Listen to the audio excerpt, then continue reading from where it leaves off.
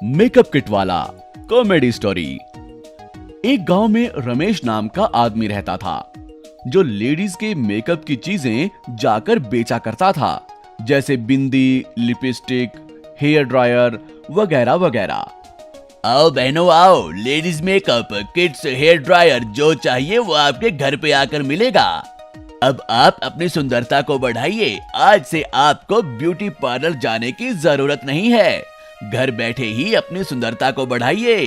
पैसों की बचत कीजिए, ये मौका बार बार नहीं आएगा।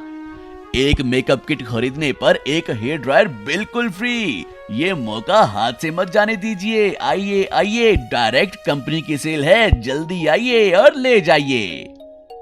इतने में लक्ष्मी नाम की एक औरत घर से बाहर आती है और कहती है, क्यों भाई, क्या है वो? मेकअप किट है बहन जी, और ये हेयर ड्रायर भी है। क्या आप ब्यूटी पार्लर जाती हैं? नहीं नहीं, मैं कभी नहीं जाती। बिना ब्यूटी पार्लर के ही आप इतनी खूबसूरत हैं, लेकिन आपके चेहरे पर छोटे छोटे काले काले दाग हैं। अगर आप ये मेकअप किट यूज करेंगी तो आपकी खूबसूरती में 4 चांद लग जाएंगे। पता नहीं, मुझे तो विश्वास नहीं हो रहा। मेरा यकीन कीजिए मैडम जी, ये डायरेक्ट कंपनी की सेल है, इंटरनेशनल ब्रांड है। कंपनी वाले आपको ऑफर दे रहे हैं। एक मेकअप किट खरीदेंगी तो ये देखो, यहाँ हेयर ड्रायर मुफ्त में दिया जा रहा है।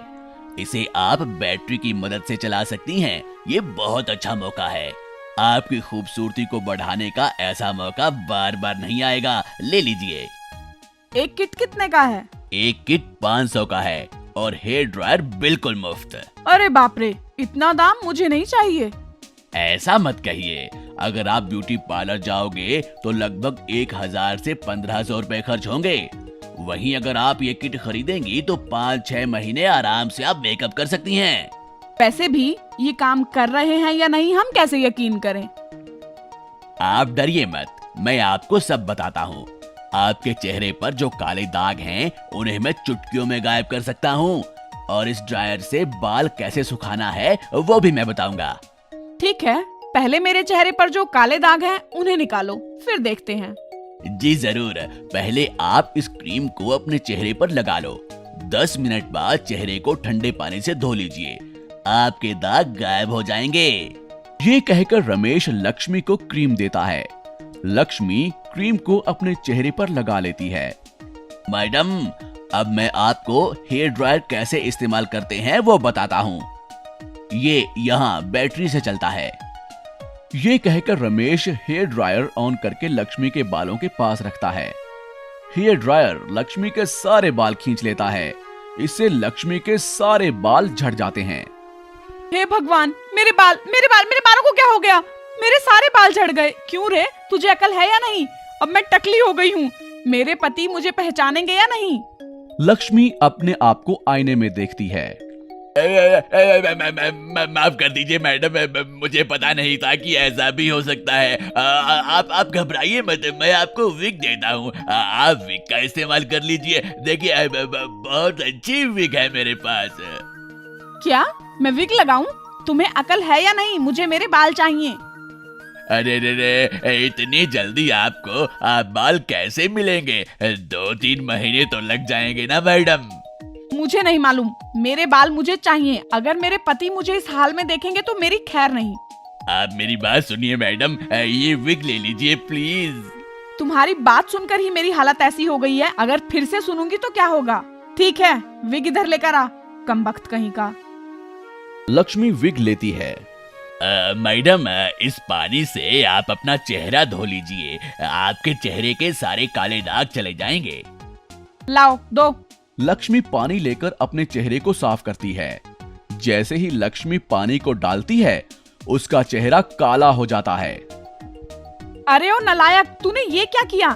सारे काले दाग चले जाएंगे ये कहकर मेरे सारे चेहरे को ही काला बना दिया। अब क्या करूं मैं? मुझे माफ कर दीजिए मैडम, जरूर कहीं कोई गलती हो गई है। इतने में लक्ष्मी का पति राजेश वहां आता है। अरे, ये क्या हुआ? तुझे मेकअप किट के बारे में कुछ पता भी है या नहीं, या वैसे ही कहीं से भी मेकअप किट उठा कर ले आया? नहीं सर, ये नया ब्रांड है, अच्छा काम करेगा कहकर मुझे ट्रेनिंग दी गई थी, इसलिए इन्हें बेचने में मैं यहाँ आया। ऐसा कुछ हो जाएगा मैंने सोचा भी नहीं था सर, मुझे माफ कर दीजिए सर। लक्ष्मी, तुम मेरी बात क्यों नहीं सुनती? तुम बहुत खूबसूरत रहती हो, तुम्हें मेकअप किट की जरूरत ही नहीं है। मेरी बात नहीं सुनने का नतीजा देखा तुमने, तुम्हारी खूबसूरती भी चली गई और बाल भी।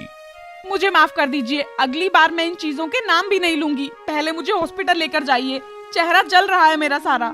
अगली बार ऐसी घटिया चीजें मत बेचना, भागो यहाँ से। ये सुनकर रमेश वहां से चला जाता है।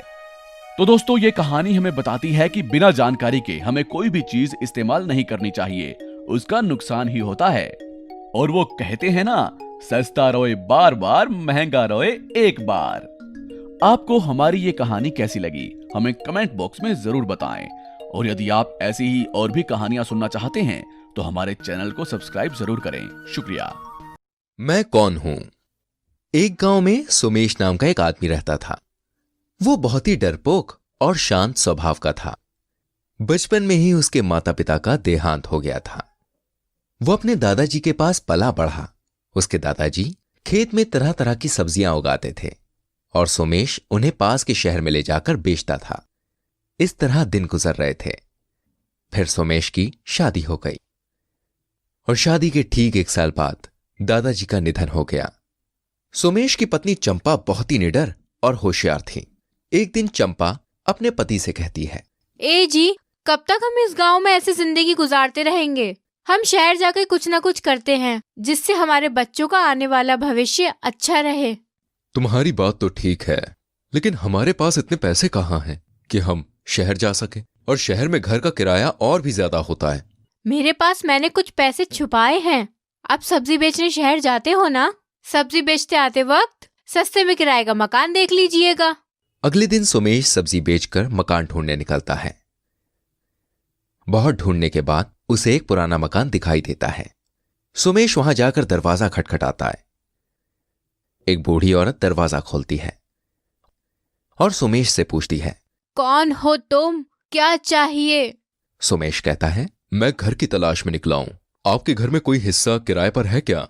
वो बूढ़ी औरत सोमेश को देखते हुए कहती है, मैं मकान किराए पे नहीं देना चाहती, बल्कि मैं बेचना चाहती हूँ। मेरा बेटा दूसरे गांव में है।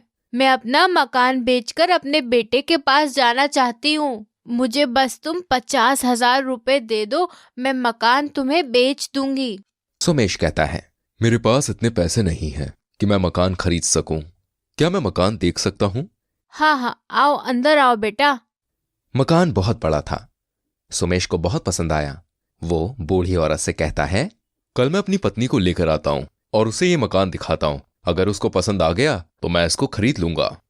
सोमेश घर जाकर बीवी को सारी बात बताता है और उसे उस मकान में लेकर आता है। चंपा और सोमेश दोनों को मकान बहुत पसंद आता है और वो अपने खेत बेचकर उस मकान को खरीद लेता है। चंपा कहती है, उस बूढ़ी औरत ने मकान हमें इतने सस्ते में कैसे दे दिया? सोमेश बोला, मुझे क्या मालूम, भगवान की कृपा से हमें अपना घर मिल गया, बस ये काफी है। चंपा और सोमेश घर को सजाते सजाते थक जाते हैं और जल्दी सो जाते हैं। आधी रात को एक भयानक आवाज सुनाई देती है। चंपा और सोमेश हड़बड़ाकर उठते हैं। चंपा और सोमेश को भयानक आवाजें सुनाई देती हैं और वो डर जाते हैं। फिर तभी उन दोनों को एक सवाल सुनाई देता है, मैं कौन हूं? दोनों डर के मारे थर थर कांपने लगते हैं।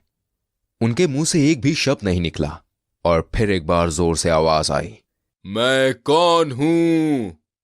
चंपा कांपते हुए बोलती है, हम नहीं जानते। तभी अचानक एक हवा में लाठी आती है और चंपा और सोमेश को जोर जोर से पीटने लगती है। चंपा और सोमेश रोने लगते हैं और चिल्लाने लगते हैं, बचाओ बचाओ, बचाओ। मैं कल फिर आऊंगा, तुम सोच के रखना मैं कौन हूं। दोनों पति पत्नी पूरी रात सो नहीं पाते। वो दोनों समझ गए कि उस बूढ़ी औरत ने इतने कम दाम में इस घर को क्यों बेचा। उन्हें पता चल गया कि इस घर में भूत है। और दूसरी रात फिर से वही सब होता है। फिर वही सवाल, पूछा जाता है। मैं कौन हूं? चंपा कहती है। हमें छोड़ दो, हम नहीं जानते तुम कौन हो।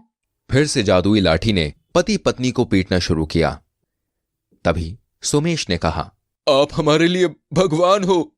फिर भी उस आवाज ने उन्हें परेशान किया और फिर से कहा, मैं कल फिर आऊंगा, तुम सोच कर बताना मैं कौन हूं। ऐसे ही ये सिलसिला चलता रहा।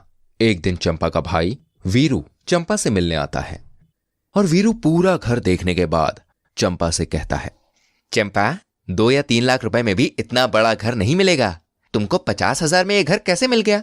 चंपा और सोमेश ने कोई जवाब नहीं दिया। चंपा वीरू को रात होने से पहले भेज देना चाहती थी, पर वीरू नहीं जाना चाहता था। वो 1-2 दिन के लिए रहने के लिए आया था चंपा के पास। चंपा अपने भाई से कहती है, अच्छा भाई अब तुम जाओ। वीरू कहता है, क्या चंपा, तुम तो मेरे पीछे ही पड़ गई हो कि जाओ जाओ। कल मुझे शहर में थोड़ा काम है, मैं उस काम को कर लूंगा, फिर उसके बाद चला जाऊंगा। आखिरकार चंपा अपने भाई को बोलती है, अगर रात को यहाँ रहोगे तो भूत से बच नहीं पाओगे। वीरू कहता है, भूत? चंपा सारी बात वीरू को बताती है। वीरू कहता है, मुझे कल सुबह थोड़ा काम है, एक काम करते हैं, इसके बारे में सुबह बात करते हैं। अभी मैं जा रहा हूं सोने, सुबह बात करेंगे, ठीक है? और फिर से एक बार रात होते ही वो भयानक आवाज सुनाई देती है, मैं कौन हूं? चंपा और सोमेश आवाज सुनकर हड़बड़ा कर उठ जाते हैं और वीरू को आवाज देने लगते हैं, भाई जागो, हमें बचाओ। वीरू नींद से जागता है और कहता है, तुम कौन हो ये हम नहीं जानते, लेकिन क्या तुम जानते हो मैं हनुमान भक्त हूं। तुमने मेरी बहन और बहनोई को बहुत सताया है, अभी मुझे बहुत नींद आ रही है, तुम यहां से जाओ, मैं तुमको कल बताऊंगा कि तुम कौन हो। कब बताओगे, कहां बताओगे? वीरू कहता है, कल मैं तुम्हें पीपल के पेड़ पर बांधकर बोतल में बंद करके अपनी जमीन में गाड़ दूंगा। नहीं नहीं, जमीन में नहीं, आग में डाल दूंगा, तब बताऊंगा कि तुम कौन हो। ये कहकर वीरू जोर जोर से हंसने लगता है। ये सुनकर वो आवाज कहती है, अरे बाप रे, इतने छोटे सवाल की इतनी बड़ी सजा मत दो मुझे, ऐसा मत करना, मैं यहां से चला जाता हूं। ये कहकर वो भयानक आवाज आना बंद हो जाती है और अचानक से एक पोटली घर में गिर जाती है। सोमेश्वर पोटली को उठाकर खोलता है। उस पोटली में बहुत सारे सोने के सिक्के थे। सोमेश और चंपा उन सिक्कों को देखकर बहुत खुश हो जाते हैं। वीरू कहता है, जीजू तुम एक मर्द हो, तुम्हें किसी से डरना नहीं चाहिए, भूत हो या इंसान, डरने वाले को और डराया जाता है। हमें हिम्मत के साथ सारी मुसीबतों का सामना करना चाहिए, ना कि डर से। सोमेश कहता है, हाँ वीरू, तुम बहुत छोटे हो, लेकिन तुमने मुझे जीवन का एक बहुत बड़ा सत्य बताया, तुम्हारा बहुत बहुत शुक्रिया। उस दिन के बाद से चंपा और सोमेश उस घर में आराम से रहने लगे। कहानी से हमें यह सीखने को मिलता है कि अगर हम हिम्मत